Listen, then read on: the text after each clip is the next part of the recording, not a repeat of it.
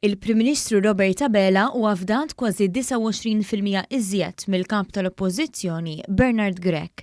Dan ħareġ minn sħariġ li wettaq l-istatistiku rinomat Vincent Marmara u li ġie pubblikat fil-gazzetta It-Torċa. Robert Abela jgawdi l-fiduċja ta' 52.9% fil-waqt li Bernard Grech jgawdi l-fiduċja ta' 24.1% li fisser distak ta' 28.8%. L-istħarriġ juri fiduċja b'saħħitha fil-Prim Ministru mexxej Laburista minn votanti Laburisti. Fil-fatt, meta f'dan is-sondaġġ ġew mistoqsija lil min jafdaw bħala mexxej, 87.6% ta' dawk li fl-aħħar elezzjoni ġenerali votaw lil Partit Laburista wieġbu li jafdaw lil Robert Abela.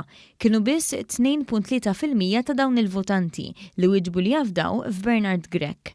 Minnaħa l-oħra dawk li fl-aħħar elezzjoni ġenerali votaw lil Partit Nazzjonalista 64.4% minnhom wieġbu li jafdaw f'Bernard Grech u 6.7% wieġbu li jafdaw f'Robert Abela.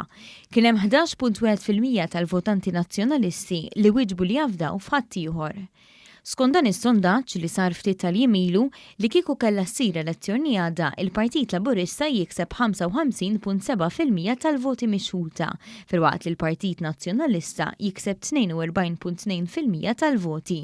Dan ifisser distak ta' 13.5% bejn iż-żewġ partiti li rifletti f'distak ta' madwar 40,000 vot. Dan huwa riżultat simili ħafna l-elezzjoni ġenerali li saret fl-2017.